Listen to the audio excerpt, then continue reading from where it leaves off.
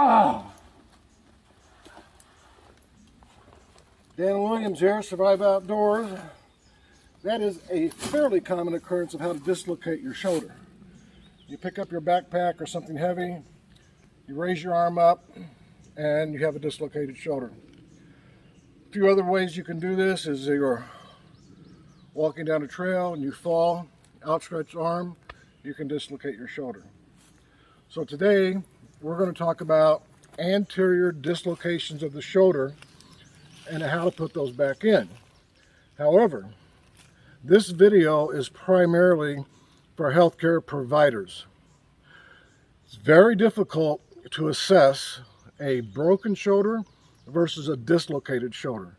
But if you're 5 or 6 days out from getting back to the vehicle or getting home, then you can try this attempt once. Just one time. You can try it if you're a ways to getting back home.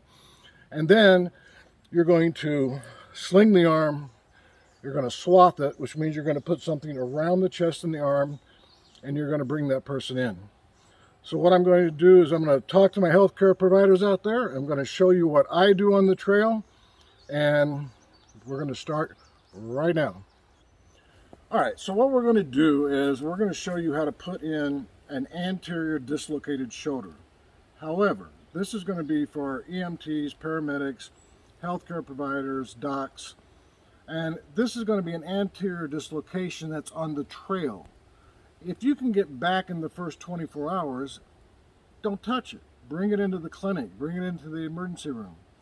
However, if you're 5 or 6 days out and you can't get back to the car, then yeah, you're going to try this once, just once. After that, and you don't get it in, then you're going to sling this person's arm. You can safety pin his shirt up, you can do a sling, and you're going to swath it. You're going to tie this arm against his body so it's secure, and you're going to head in. You're going to give them pain meds, and we'll get into that in a minute.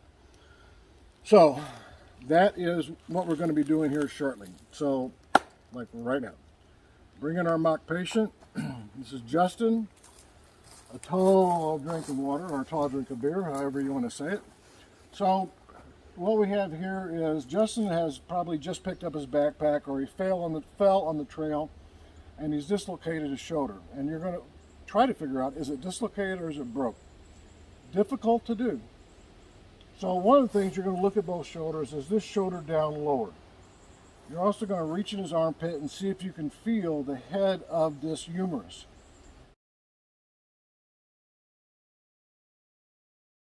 And that'll tell you it's probably dislocated. If you're worried about a fracture of his arm, did he fall and his arm hit the rocks? Did he fall off of a tree? What happened? You're going to be much more cautious with that.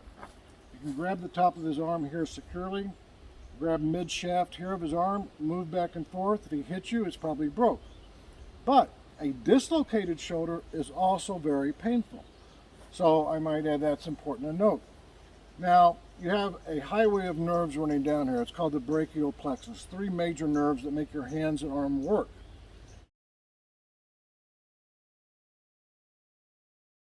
So the motor function of those nerves do a lot of different things in our hand. So you have the radial nerve here, the median nerve, and the ulnar nerve that runs here.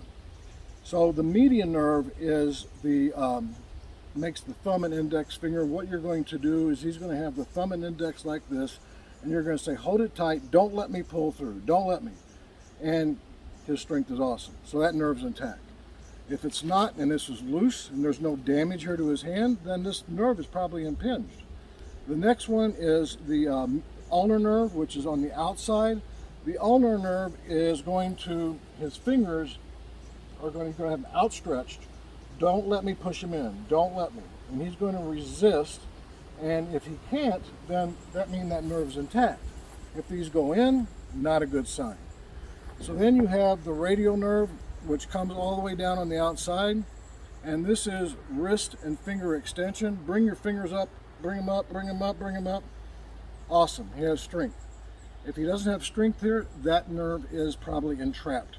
Not a good sign, all right? You also want to see if he is vascularly intact. You have a lot of arteries running through here, big ones.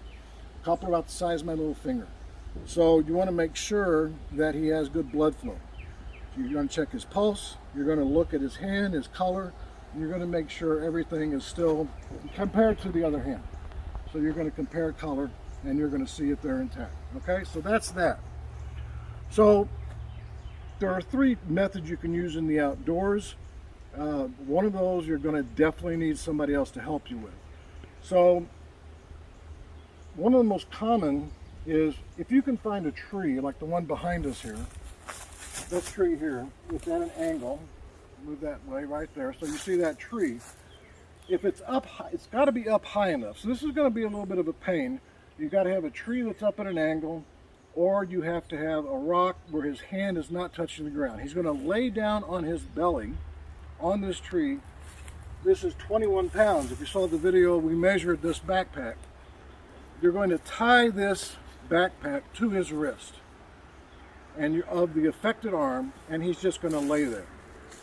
Now what I would do, and what a health provider should do in the outdoors, if there's no allergies and he has no other medication he's taking, you can go up to 100 milligrams of Benadryl. That's 4 tablets.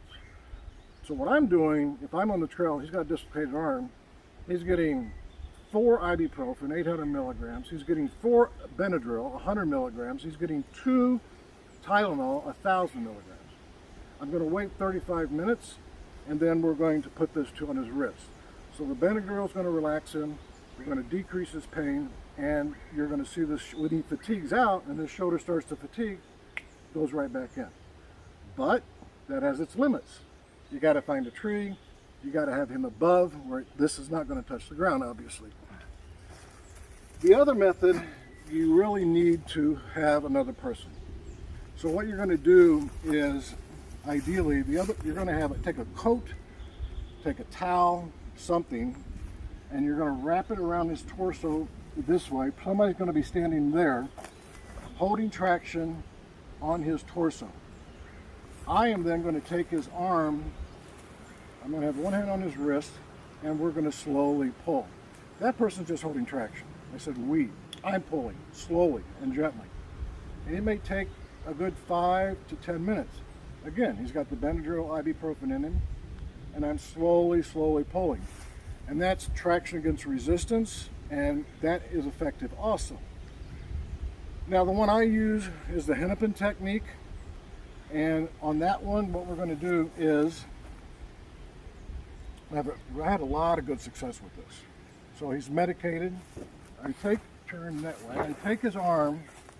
A lot of times when they have an anterior dislocation, his arm is going to be about in this position, stuck, and he's not going to be able to move it. So I'm going to take his arm. This is called supination. I'm going to move his arm this way, and you can actually feel his upper arm rotating when you do that. You're going to take that, you're going to bring his arm up, and then you're going to externally rotate as you extend his arm up. So we're going to do that again. I do this, I flex, I externally rotate and come up. And if you saw the backpack issue at the very beginning, when I bring it up, this is a common injury with someone spiking a volleyball. Or you're trying to cross a creek and you grab a tree and you're like this, hanging, you're about ready to slide off of a cliff. Boom, that's how you dislocate the shoulder. It's very common. So those are 3 situations that can occur. The other thing is that when I do the Hennepin technique, it's really nice to have downward traction on this. So what's really helpful is you can take paracord, or if you have a big belt or a big coat, we're going to use paracord. So I'm going to tie this. Let's do a square knot here.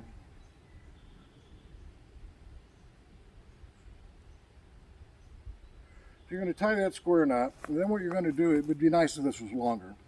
You want to put a towel or something there so it doesn't cut into his skin. So you're going to put this here, and you're going to take, if it was longer, I'm going to put my foot in there. You can take your knee and put your knee here like this. And then what I'm going to do is I'm going to supinate his arm, externally rotate it, and bring it up. It's much easier if this is longer like this. If it's long, as I'm doing this, I have my foot on this. And I'm slowly pulling, and what that does is that pulls his arm down. Remember the counter traction? That's what we're doing. We're tractioning his arm down, we're rotating it up, external rotation, and bringing it up. And that works really, really well. So that's that maneuver. Real briefly, the medication. Caution. Benadryl at 100 milligrams. Person's going to be sedated. If he's got glaucoma, don't want to do that with the Benadryl. Also with people having an enlarged prostate. You give him 100 milligrams and he's 55, 60 years old, he's going to be cursing you at nighttime because he's not going to pee. So that's an issue also. But you have to weigh benefit risk. You know, you want to get the shoulder in, and heck, they can cath him when he gets in. Then he really hates you. So you want to look at all those scenarios. And if it's a child, obviously you're not giving 100 milligrams of Benadryl. So you want to look at all those scenarios. That's the best way to get a shoulder in on the trail. Again, at the risk of being redundant, once. You're going to try it once. If you think it's broke, you're not touching it. And even after you get it in post-reduction, you're still going to sling it, swath it, get his butt to a clinic. Because an anterior dislocation can cause a tiny fracture inside, and that's a whole nother issue. We can talk about that at a later date. Questions, thoughts? Put them in the discussion down below. You like it? You learned something? Give me a thumbs up. Really appreciate it. Keep your eyes on the horizon, your face to the wind. Stay safe. Take care.